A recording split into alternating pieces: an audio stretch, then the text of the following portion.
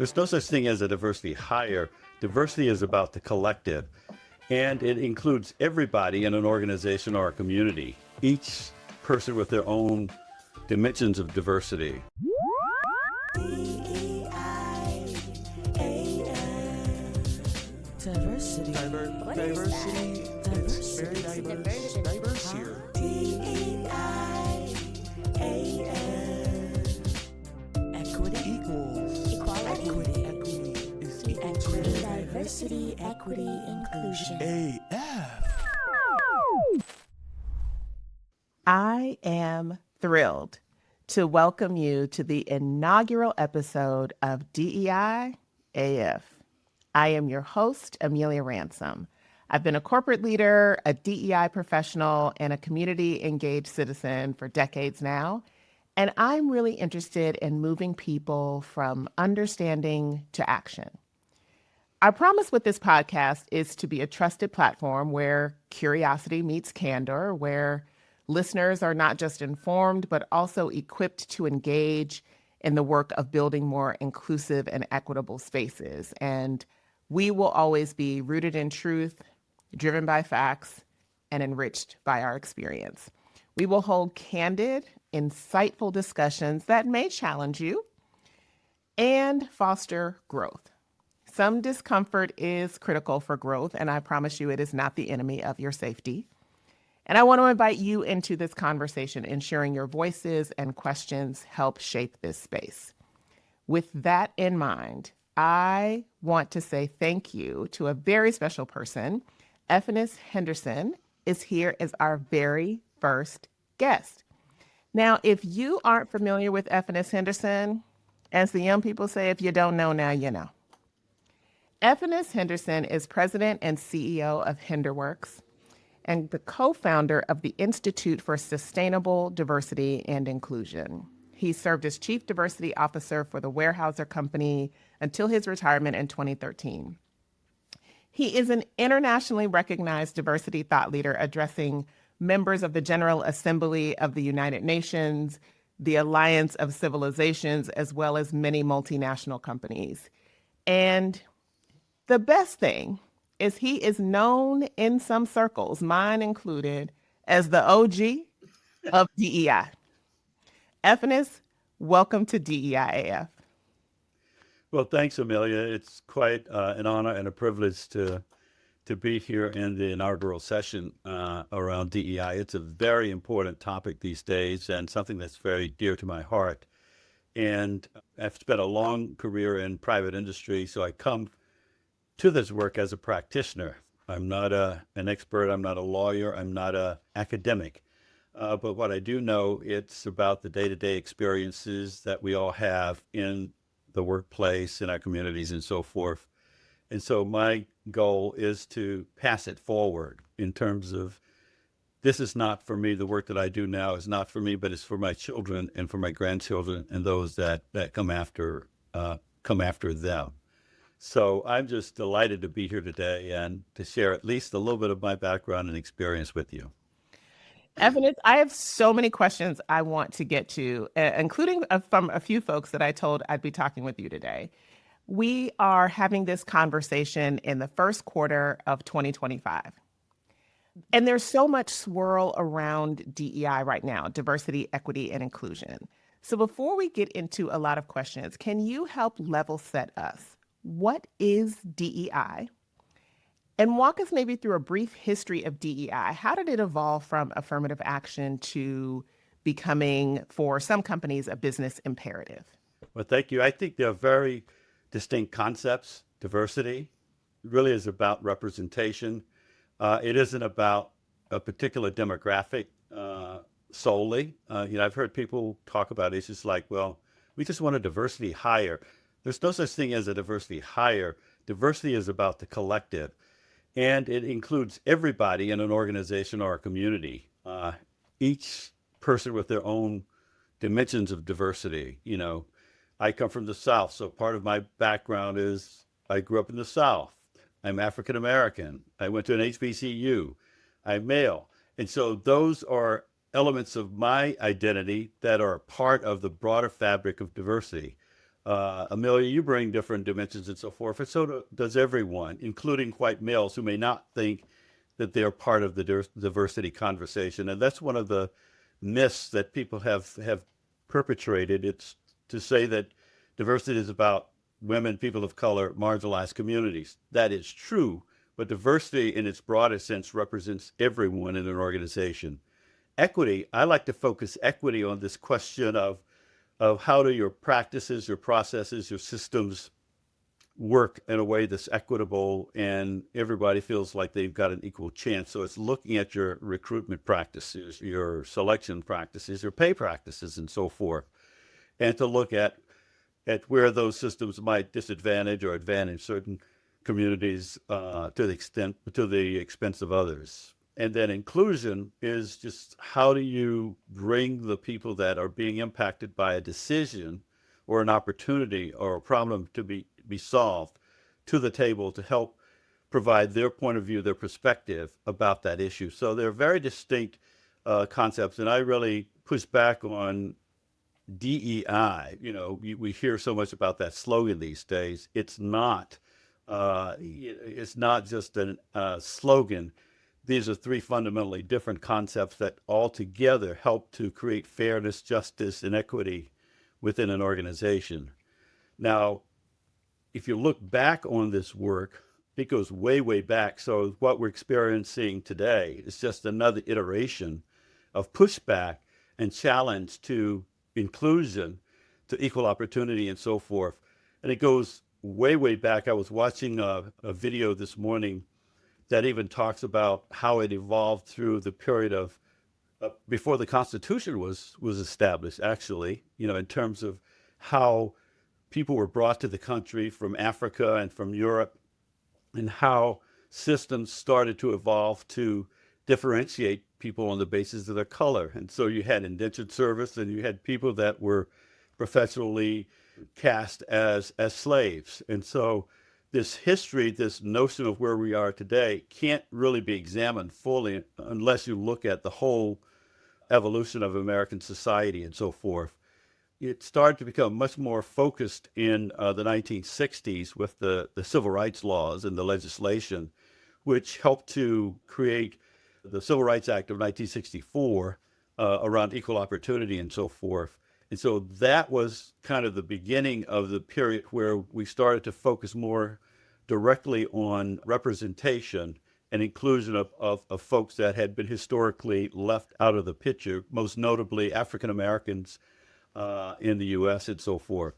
And so that started with, in the Nixon administration, the introduction of affirmative action plans.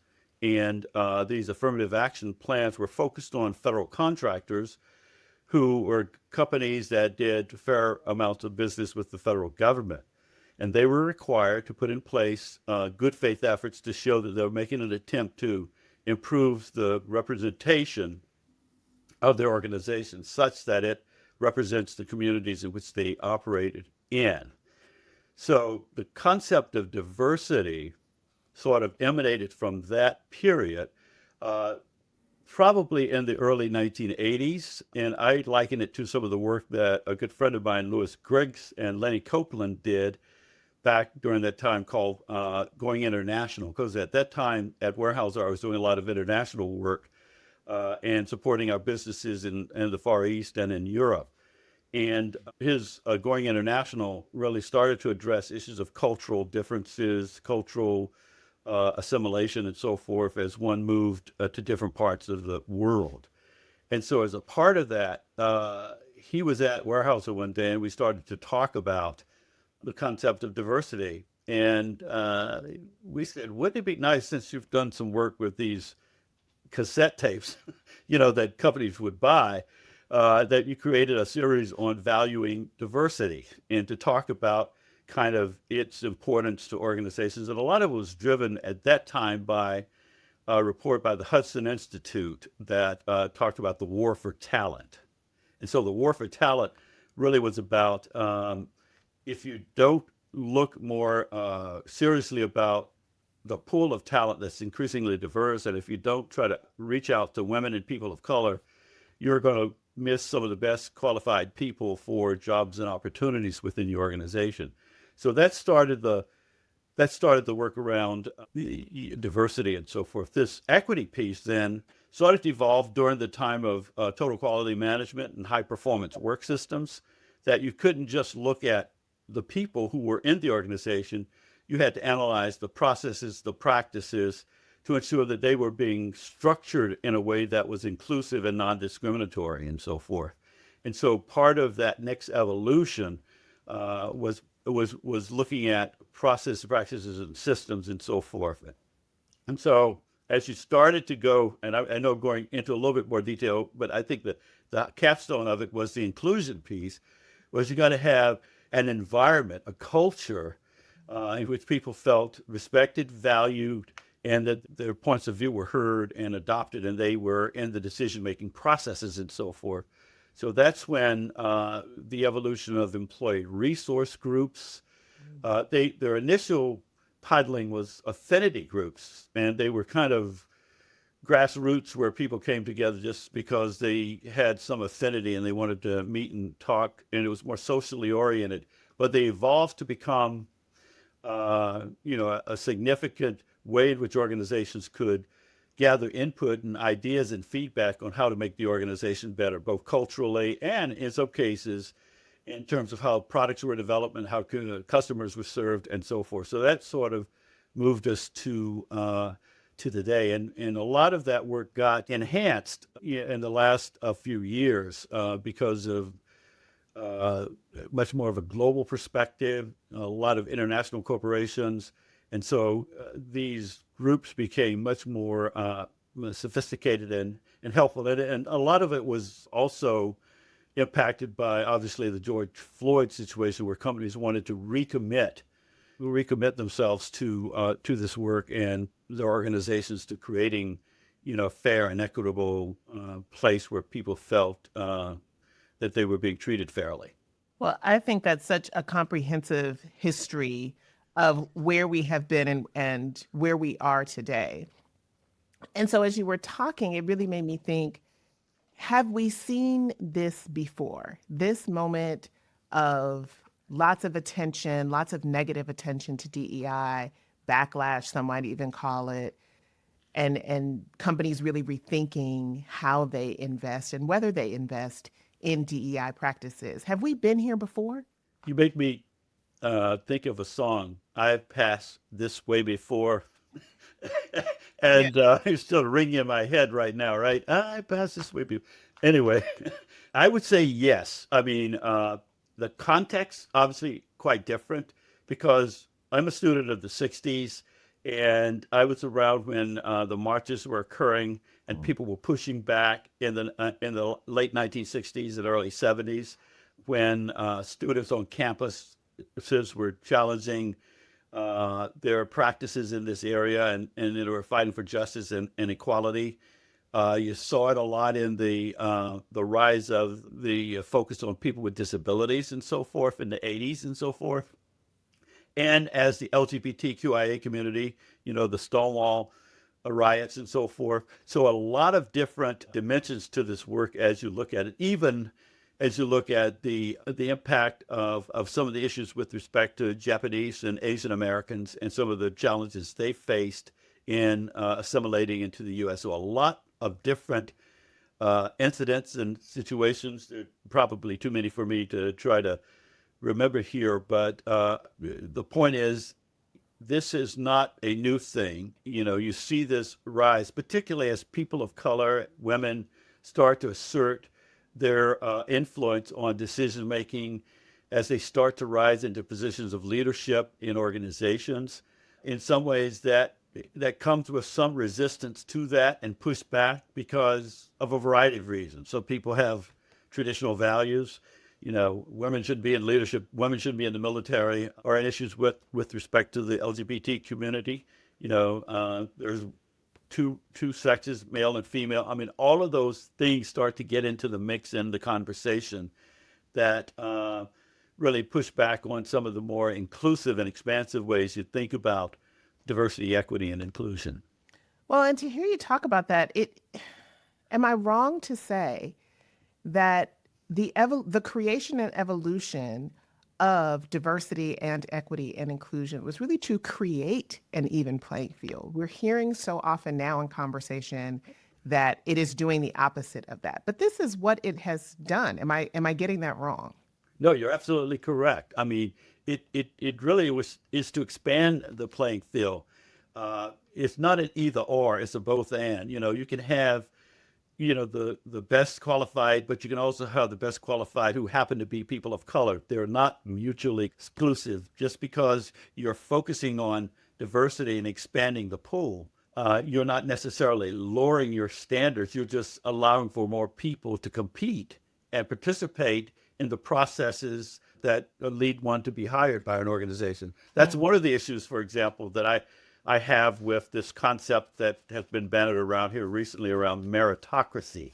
I mean, if you look at meritocracy in its purest form, right, it's the best person should be selected for the job or promoted. That's right. But then you say, okay, so how does that work, in terms of who gets to be in the process of being considered, right?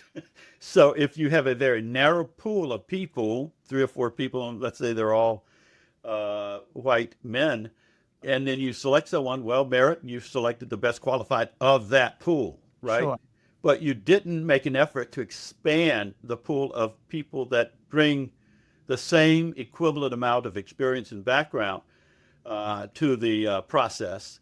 And so meritocracy really, in my mind, depends on the way you structure and expand the pool of talent for that. Because as we all know, that without what I call reasonable processes for outreach, and even as you look at the tools you use, the interview processes, the people that are doing the assessing, all of those things create a final decision. The question is, are the processes you're using fair and equitable? For example, if you're using a structured interviewing technology or an informal process, or you're using testing methodologies that have not been validated, that it's just, oh, let's just bring someone in and talk to them, and I like that person. These biases that we sometimes have start to come to the surface. And so this issue of merit is not something that can easily be established without a consideration for kind of how you think about the pool, how do you think about the processes, practices, and instruments that you're using, and how do you think about the capability of those who are doing the assessing in terms of being fair and equitable in how they think about the candidates. Right. It also just seems difficult, meaning if you're talking about men, right? If the example is men and you say, okay, we think the providence for solving all the world's hardest problems, or your company's hardest problems, or your school's hardest problems, or your community's hardest problems lie in the providence of white men. That just seems like a harder way to go. You think 51% of the population can't help you solve the problem. You are limiting yourself to just the people that you think can help you solve this problem. And we don't have easy problems left. We have already sliced the cheese and the bread. Like, we've done that already. Everything left to do now is really difficult. So you laid out a really very scholarly way to think about that. But it also just seems like I don't want it to be that hard to solve things. Mm-hmm. So the more people I include in the process, the easier it becomes to solve the challenges that are before me, whatever those challenges might be. Absolutely. And if you look forward at American society, in 15 years from now, we're going to become probably a majority minority country, meaning that there's no one demographic that controls the power and everything, unless some folks do things to prevent that, right? But let's assume that that happens. To your point, if you're serving a much broader set of clients and stakeholders and communities, then you want to make sure that you're serving them in a way that they feel good about, they feel satisfied, and that they want to return and buy your product or participate in whatever it is you're delivering to them. So it's not just about that's the other thing about DEI efforts. A lot of the early work was around the workforce and the workplace. What we're seeing now is an expansion of how do you think about diversity. Not as I was in a conversation yesterday, and one of the presenters says, well, we want to make sure that we use diversity as a way to look at that decision. I said, well, that's true, but it is a lens. It's one lens among a number of things. So if you're running an operation or a business or an organization, diversity should be one of the considerations that you make. So, for example, if you're delivering a service, healthcare service to a population, have we considered the demographics of that population and some of the healthcare issues that are prevalent in one community and not another? And if you don't look at that, you may miss an opportunity to serve that particular section of society better. And so what you're seeing now is an expansion of diversity, equity, and inclusion as a way to look at customers, markets, philanthropy, outreach, all of that stuff. So I think for some people, and this is actually a question from a conversation I had with someone who, when I told I was talking with you, said, can you please ask him this question? And so here I am asking you this question.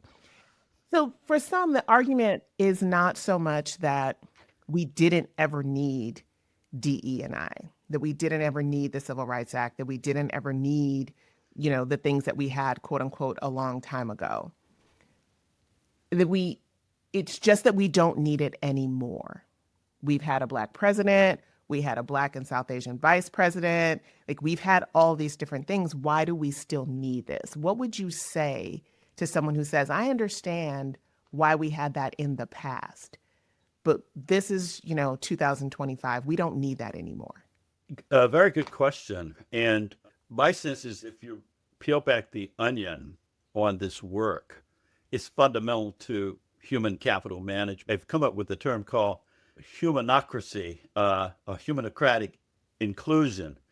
And what that basically means, if you break it down to a layman's terms, is to say that you want to create environments where everyone within the organization feel good, that they're highly focused in their work, and they're reaching out to customers in a way that helps you optimize the objectives that you have as a business. So the question I would pose to that person, do we need HR? Do we need human capital management? And what you have here is a lens, a particular element, particularly as if you look at the customers becoming more diverse, if you look at the communities becoming more diverse, and if you look at regulations and policy and governance becoming more diverse.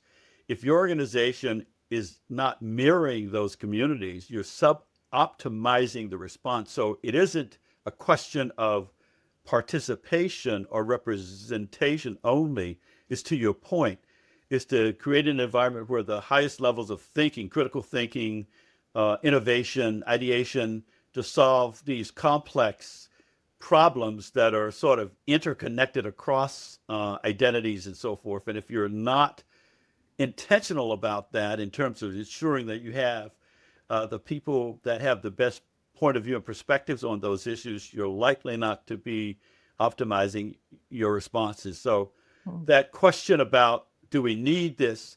This isn't a program or an activity. It's a mindset. It's a way of thinking about, it's a lens. And so for those, we may not need certain programs, right? And what you see, that's one of the arguments I have with those who slam some of the corporations for eliminating or adjusting their DEI efforts. I think this work it has got to be much more agile. It's got to be much more adaptive, but it has to stay focused on a critical commitment and an organizational outcome. That's the way of the world. That's just the way that it is. It's like all other business type strategies and so forth. You have to periodically look at tactics, look at your programs, look at what's making a difference, and try to focus in on those things that are going to bring the highest value to you and the customers and the stakeholders as a whole. So I think as long as you have humans in organizations, you're going to need a focus on this work. Yeah, I'm hearing you say values over practices, right? The Exactly. value of creating a space, a community, a school, a workplace, whatever that is that's the value you hold. How you do that might change. So the practices have to be constantly evaluated. And so if companies are putting practices down, I'm hearing you say that might be beneficial to the value of DEI. Right. But I think at the end of the day as well, I think we have to focus not on activity, but on context. A major international company does with respect to how it thinks about in terms of valuing diversity, equity, inclusion may well be different than an organization that just has one operation, one place in Washington State, for example. Mhm. Because there are different dynamics, there are many different cultural dynamics at play in terms of the context for how you do your business. You'll have to think about if you're in the UK or in Japan or in Brazil, you have to bring about and think about some of those cultural differences that might influence how you do business in those geographies and in those countries. Some are much more high context in terms of how they build relationships with others. Others are more low context where they're looking at just show me the numbers and what you're trying to do. Others say, let's just spend some time, let's have a cup of coffee and talk about it because I want to get to know you, right? So if you don't really build into your strategy a lens that helps you understand that better, you may be missing out on opportunities. Right. We cannot ignore the influence of social media. It is all around us. And I saw a post which challenged people to name one tangible outcome that diversity, equity, and inclusion have had. So I have a few, but I would like to ask you, can you name one or more tangible outcomes so that when people say, I don't know what it's done, I don't know why this has been important, can you Mhm. help us understand something tangible that people can take away that DEI has influenced? Well, I mean, you could think about a range of things that it has done, in terms of, let's take healthcare or health interventions. Uh, by the health industry becoming much more adept at dissect demographic data, they've been able to be more precisely focused on the things that are going to help certain communities, i.e., for example, if you take diabetes and so forth. If you look at environmental stewardship, for example, and you're looking at communities in which we operate, and you try to understand why are these people in these areas experiencing higher rates of blood pressure or diabetes and so forth. And what you learn is that a lot of those people are African Americans and they're living in areas that have high levels of pollution and so forth. So if you don't tease that out, you may miss an opportunity.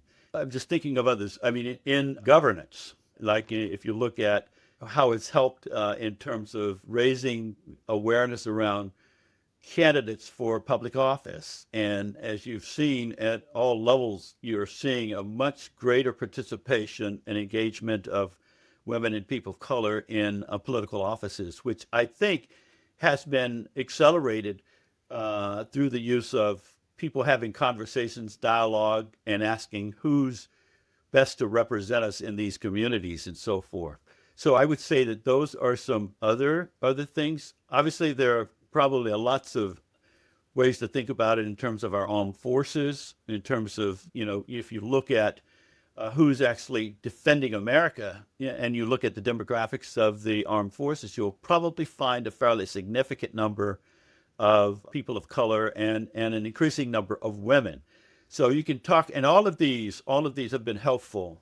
Even some of the innovations with technology, I think have been very helpful. I think of Sheryl Sandberg, and I hear talks about her actually being part of the driving force behind the early development of Facebook as we knew it today. So I think there are lots of ways, even if you break it down to a community level. If you're in communities where you're looking for a school district that reaches out and helps to develop and understand the needs of marginalized communities in terms of educational requirements, having people on school boards, in classrooms to help support the development and to understand the perspective of a student who might come to school hungry. If you've never had to experience that, or had to come from a family where you've got a single mother, and you don't understand why that kid is not as producing as well. It may be because they're hungry or they haven't been fed, and why school meals are so important in that process. So it expands the thinking around what is fair, reasonable for all of us here. So that would be my response. I knew your answer would be better than my answer because my answers are things like seatbelt extenders. Yeah. My answers are things like curb cuts and paternity leave, right? We didn't really have family leave for, non-birthing parents, sometimes for adoptive parents, but sometimes not for non-birthing parents until we decided that paternity leave was going to be a thing, and then that became family leave, right? So there are all these, I think, really tangible things that we forget to associate with DEI that definitely come out of creating equitable and inclusive workspaces because of the diversity we had, particularly in workspaces, right? If you go into an accessible building, that's a DEI initiative, right? It's now ADA, it's now law, but that starts from how will we be able to include people in our school, in our workforce, and whatever. If you are, from a poor community, from an inner city community, and you were educated in public schools, that's DEI. Because we definitely in this country, we're not thinking about educating people that weren't affluent. And so how do we then educate a society? So for me, it becomes all these little tactical things that I think we forget to associate. You, of course, being very smart, think about it in this broad way, and me, of course, being petty, thinks about it. I think it's not an either or, it's a both and. Thank you. You've got those day-to-day practices, and I think I'd like to reinforce that point that you just made, that oftentimes people think of diversity as these big brain, large scale programs. But at the end of the day, creating an inclusive organization where people feel valued and respected really boils down to day-to-day practices. How do you make me feel? How do you notice me when I walk past you? Do you even say hello?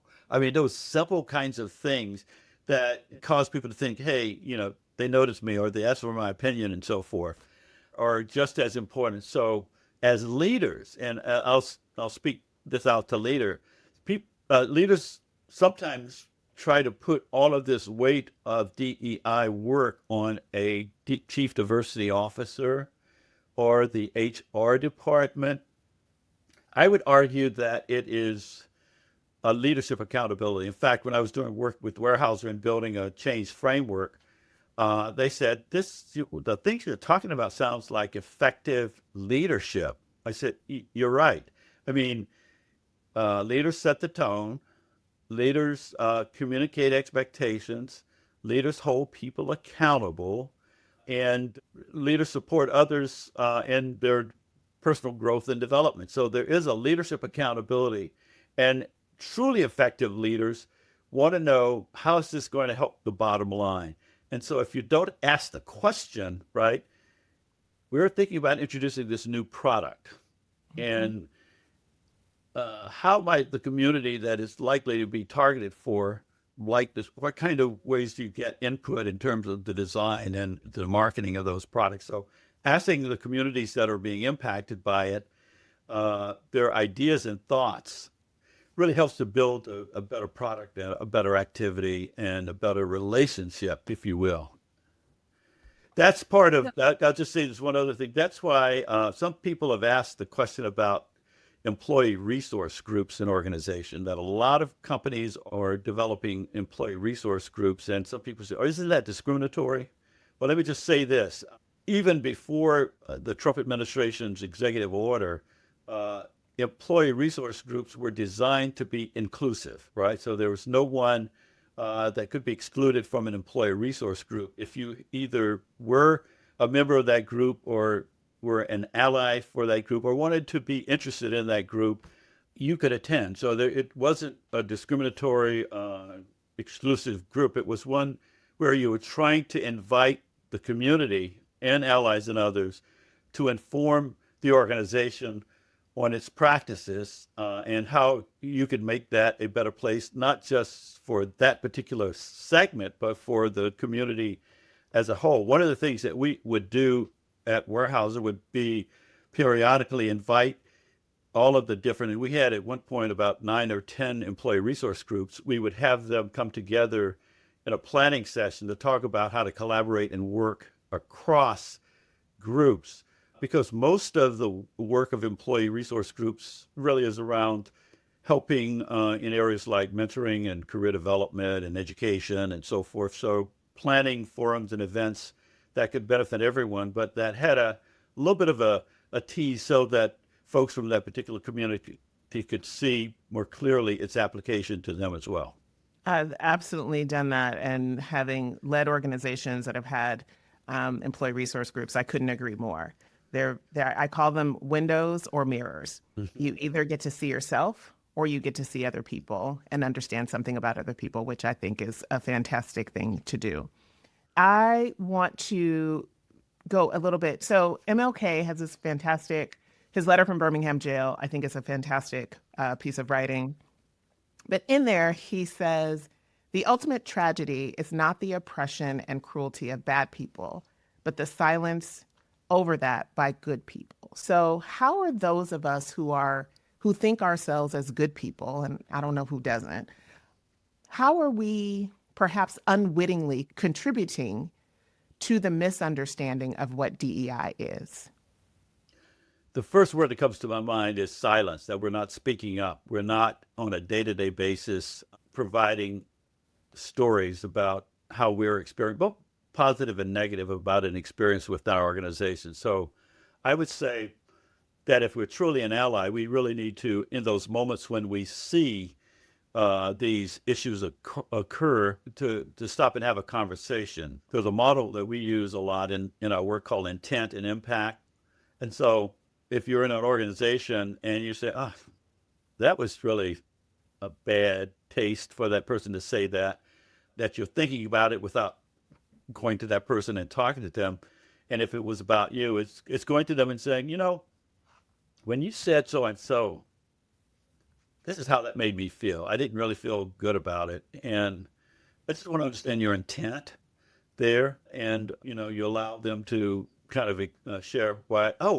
Oftentimes people have no idea that they're being offensive. And so part of the process in the moment is to give feedback to how that impacted you, and then tell them what you desire, that I'd appreciate it if you wouldn't use that because it's very off-putting and very offensive and so forth. So in some respects, that part of it is a way to really address those moments where you witness those opportunities. That's sort of at the day-to-day level. I do also think that we're seeing, and this is both the pro and con of artificial intelligence, social media, that what we're seeing now is what I characterize as the weaponization of information. And I've studied this going back to Cambridge Analytica days to say, what is actually driving behavior online, and how is that being fomented and weaponized? And I think oftentimes we don't pay attention. Oh, that's a funny looking little meme, right? But there is an intent behind oftentimes that meme. And what I've come to understand is that some tech organizations have become very sophisticated at taking demographic data. That's why diversity is still very, very much important. And what I call psychometric data, what you like, what you don't like, how many types of things that you're into, what sites you visit and all that, and what gets you mad, gets you happy, gets you sad. They've done a lot of work, more than we realize, at predictive analytics. And so what that means is that if I've got the resources and the money and the platforms, I can target communities with information that will reinforce a particular emotional impact. So it'll either make me more emboldened in my position, or maybe thinking about, what's going on. And, there's a theory that some folks talked about. One professor from Harvard, I think his name, I can't remember his name, but the concept is identity protected cognition. And so we're going in with facts and data and laying it all out. They're coming out with emotional things that trigger kind of anger.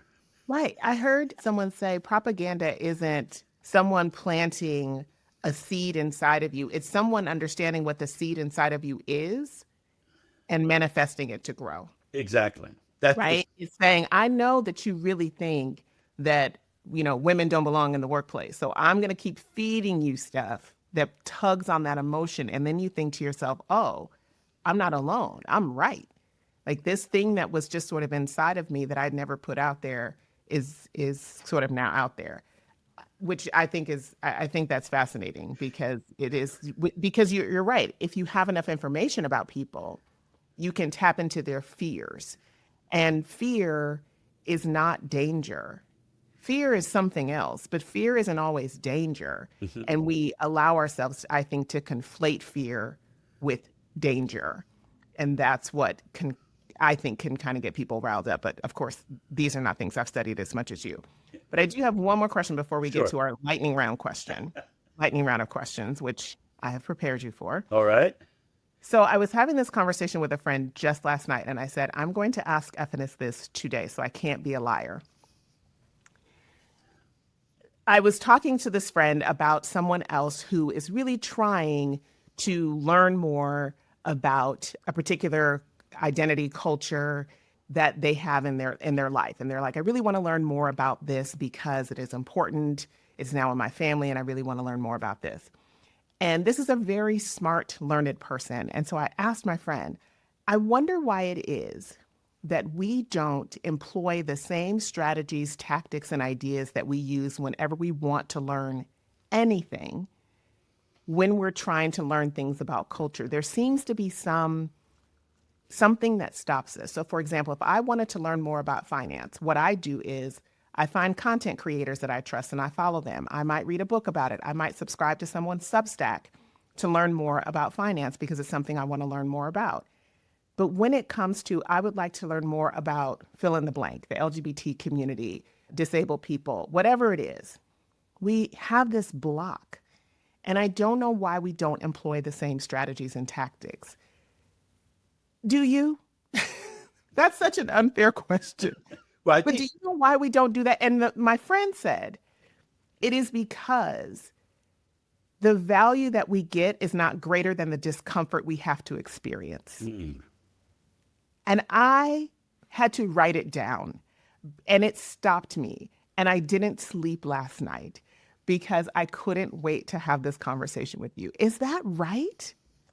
I think it feels right to me. It's that whole concept of vulnerability and the fear of being vulnerable, of being misunderstood and so forth. For example, one of the things that I do with leadership teams when we're guarding a conversation about DEI is to suspend judgment, to say that, I recognize that you haven't spent much time talking about diversity, equity. You probably don't know what concepts are. So I want to give you the space to learn and to grow and to understand that more, because as a leader, you need to do that. And I invite you to bring forth any biases that you have, and let's talk about those. Let's sort of look at those, because for us, as it is for them, there is a vulnerability, because in this kind of rapid fire environment,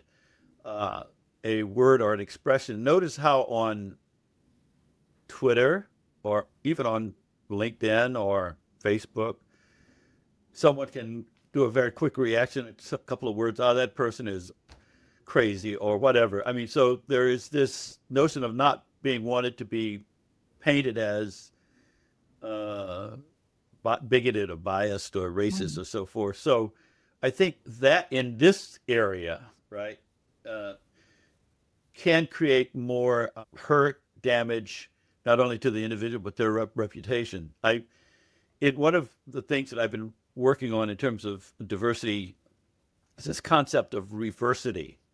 And what I mean by that is that let's acknowledge that there are forces out there that are actually trying intentionally to reverse and put barriers against the full inclusion of a broader swath of American society. And so part of the whole strategy is to come up with ways to make that happen.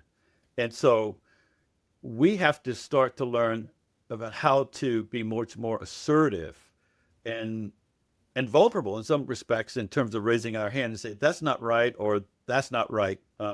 I was intrigued by a comment I saw that was attributed to Steve Bannon, and it was a comment that talked about this concept of muzzle velocity. I said that's interesting. Muzzle is it?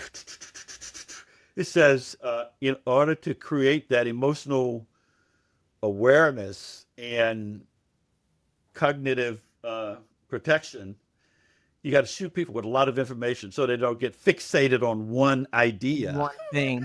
And so that has been part of the strategy. And if you'll notice that those folks that are attacking DEI are attributing it to everything. So you may have been talking about DEI as the reason for the plane crash, and then all of a sudden, then there's another. DEI was the reason why that person was selected, or that halftime show at the Super Bowl, Kendrick Lamar was a DEI event. I mean, so they start to weaponize the term and associate it with things that really had no meaning in terms of DEI. You know what I'm saying? Exactly. So I think in my view that we've got to get a little bit more. We've got to think more critically about information that's coming at us. Why is that coming at us? And that seems to be counter to what I believe is fair and equitable and inclusive. I need to speak about that. I need to write a letter. I need to comment. Don't let it pass, because the more you let it pass, the more power it gives to the statement that was made. Right. Which goes back to MLK. It's the silence of good people. Exactly. Verse in that. So I think what I'm hearing you say is we all have a role to play. We all have something we can do. And I hope people have learned something from this. So we're going to get into our rapid fire questions. I only have a few. Okay. Here we go. Effenus, a book or movie that changed your life? The Ten Commandments. Way back in Movie? the day. That was a movie. Way I back. remember the movie. Yeah. I was alive for the movie, sir. I was here. Okay. I know the movie. I just wanted to make sure it wasn't the actual 10 Commandments. Yeah, the movie. It's the 10 Commandments movie. Thank you. Just trying to get clarity. And the reason I say that it was, Charlton Heston. no, it wasn't about the movie itself, but I came from a large family in the South, and we were very poor, and it was one of the last things my mom wanted to go see. And we all wanted to go too, but there was not enough room in the car, and it was a drive-in theater. And I remember them Who driving. hid in the trunk? I got in the truck. I knew somebody was in the trunk. So we got in the truck and got out and watched the movie. So it was just an experience about socioeconomic affordability and, where you could go. I mean, that was Hey, why that was. I've been under the blanket in the back seat. Okay. All In my right. mother's Chevy Nova. Let's just all understand that I knew exactly where you were going. Okay. What is a song that can get you on the dance floor? Ain't no stopping us now. It goes, Hey. yeah, we're on the move. Yes, we are. I love that. Who would play you in a movie? Two characters. I'll give you two names. Okay. In my younger years, people thought I was Reggie Jackson. I can totally see this. And so if it, was earlier time, it would be Reggie Jackson. And I have to call on my friend Trevor Noah as the elder.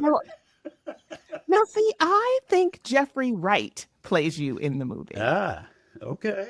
I think Jeffrey Wright plays you in the movie. He's deep, he's complicated, he's funny. Jeffrey Wright is definitely Jeffrey Wright. Okay, all right. Absolutely. Does pineapple belong on pizza? Yes, it can. Absolutely. Thank you very much. That is the correct answer. And what are you not certain that you're right about? I'm not certain that I'm right about, is whether or not the strategies that we're employing are the ones that will really move the dial as much as it needs to be dialed. I'm not certain that that's going to be enough, is what I'm saying. So it's not a one answer or an approach. It's a multiple simultaneous approach in terms of, to your point, day-to-day practices, clarity around high impact actions, and a collaborative effort where you create an environment where my slogan is the power of one, minds of many. It's taking the one concept and inviting a variety of minds to help shape the action to get to that outcome. I think that's right. I think we're always trying to find the values practices again. Exactly. I think we have the right value, but we have to have the right practices to go with the right values. And sometimes sunsetting practices is the right It's thing. the right thing to do. Sometimes it is, but not sunsetting the values. So, Effenus Henderson, I can't thank you enough for being the inaugural guest on the DEI AF podcast. It has been a joy, an absolute joy to talk with you. I have 37 and a half more questions that I could ask you. We will absolutely have to have you back as part of like some expert panel or something that we have to put together because we need to hear more of your voice. Thank you so much for joining us, Effenus. Thank you for inviting me. It's been a pleasure. And thank you for all the work you're doing. Thank you. All right, y'all. This has been the first episode. Come back for more. Peace and hair grease. DEI, AF, diversity, equity, inclusion, diversity, equity, inclusion, DEI, AF, diversity, equity, inclusion. AF.